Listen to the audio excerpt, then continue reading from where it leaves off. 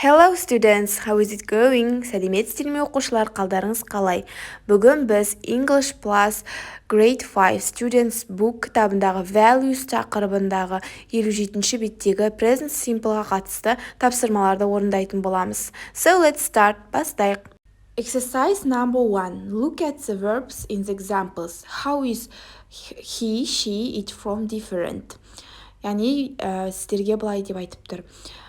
Осы берілген мысалдардағы етістіктерге қара дейді, қарамен берілген.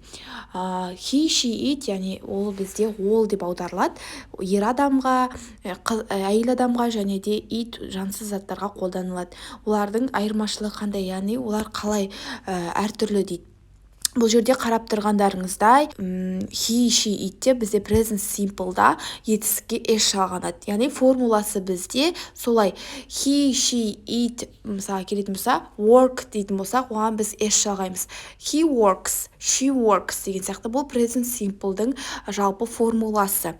Ал бізде I, you, we, they болса, яғни мен, сен, олар, біз дейтін болсақ, бізде етістікке s жалғанбайды. Бұл бізде present simple'дың формуласы. Мысалға қарайық енді. People celebrate the festival. Бұл жерде celebrate деген сөзге, яғни s жалғанбаған. Яғни ол жерде бізде people деп тұр. People деген бізде адамдар деп отырады. Яғни көпшеде бізде s жалғанбаймыз.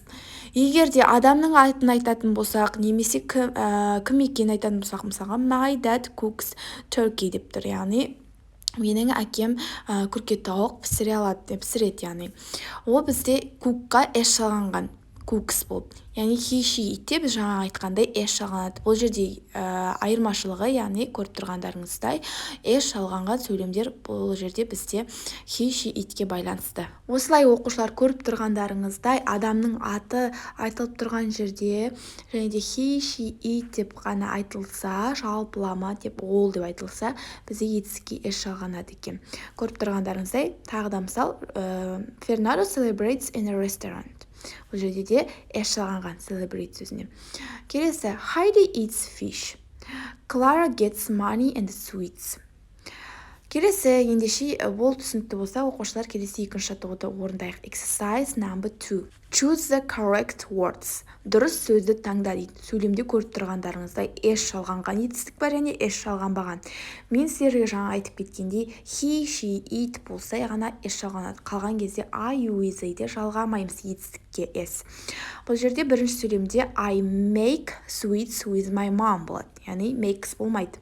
Келесі екінші бізде Sarah eats hot dogs. Сара hot dog жейді, яғни eats болады. Себебі Сарадан кейін бізде етістікке s жалғану қажет. Үшінші бізде we wear new clothes.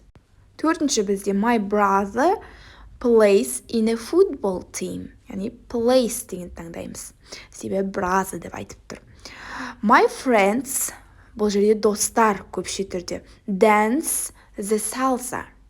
Бұл жерде dance таңдаймыз. Dances болмайды. Яғни көпше түрде my friends деп тұр. The next exercise number 3. Look at the puzzle and make sentence about the people.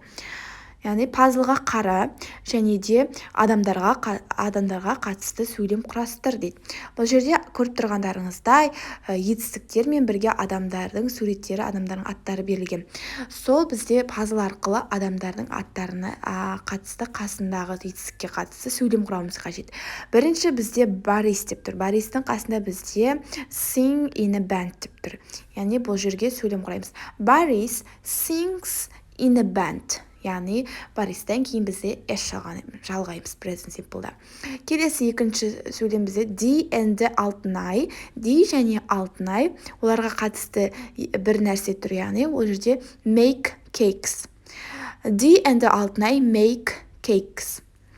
Бұл жерде makes деп жалғамаймыз, s жалғамаймыз. Себебі екі адамның аты айтылып тұр.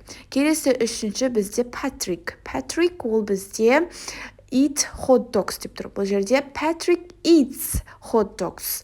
итқа біз s жалғаймыз, етістікке s жалғанады бір адамның атын айтып тұрса. Келесі бізде D and Patrick. D және Patrick, олар суретке қараймыз. Play an instrument. Playге біз s жалғамаймыз, себебі екі адамның аты айтылып тұр. Соңғысы бізде Алтынай and Barry's. Алтынай and Barry's dance salsa. Dance-ке де біз s жалғамаймыз, себебі екі адамның аты айтылып тұр. So let's continue, students. Ендеше оқушылар жалғастырайық. Exercise number 4. Make sentence about people in your class using verbs in the box. Then find out if you are correct. Оқушылар төртінші жаттығуда астында көріп тұрғандарыңыздай етістіктер берілген, көппен қоршалып тұрған. Сол етістіктерді қолдану арқылы, сол сөздерді қолдану арқылы өзіңіздің сыныбыңыздағы оқушылар жайлы, яғни сыныптастарыңыз жайлы сөйлемдер құрастыр дейді. Мысалға астында сөйлем тұр. I think that Нұрсұлтан dances salsa. Менің ойымша Нұрсұлтан сальса билей алатын сияқты дейді, билей алады дейді. Yes, that's true. Я, бұл дұрыс деп жауап берген. Немесе no, that isn't true. Яғни оның жауабын өздеріңіз сұрап білесіздер.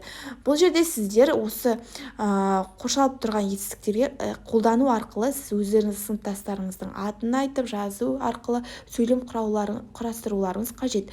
Мысалға, Айжан деген қыз алайық. I think, мен ойлаймын дейді. I think that Айжан, мысалға, play an instrument. Бұл жерде plays болады, яғни бір адамның атын айтып тұрғандықтан біз playге s жалғаймыз. Plays an instrument. Егер де оқушылар екі оқушыны бірге айтатын болсақ, мысалға, I think that Нұрсұлтан and Айжан like an ice cream. Мысалға, мен ойлаймын Нұрсұлтан және Айжан ice cream, яғни балмұздақ ұнатады деп. Бұл жерде like деген сөзге s жалғамадық, себебі екі адамның атын айтып тұр. Келесі біз cook деген етістікке сөйлем құрастырып қарайық. Мысалға, Сәуле cooks turkey. Сәуле, яғни күркетауық пісіреді. Cooks болады, бұл жерде бір адамның атын айтып тұр. Енді walk to school деген етістікке сөйлем құрастырып қарайық. Бұл жерде екі адамның атын айтайық. Мысалға, Данияр енді Санжар walk to school. s жалғамаймыз walk деген етістікке. Жай ғана дәл солай жазамыз.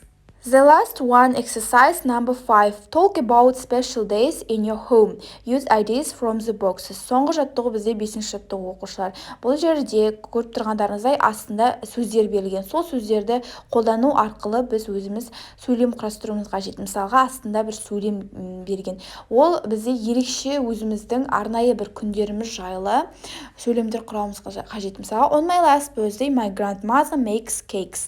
They're great.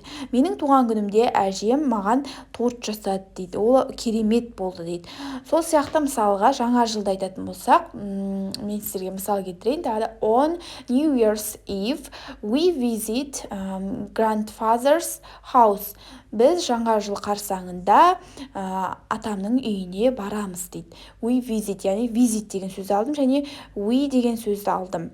Және grandfather. Келесі бізде мысалға, on my birthday, менің туған күнімде, my father decorates all the house.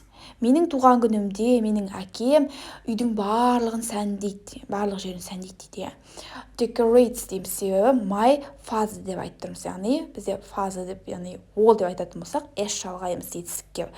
So that's all, students. If you understand my lesson, let's subscribe my channel, like and comment. Оқушылар, менің каналыма тіркеліп, лайк басуды ұмытпаңыздар. Goodbye!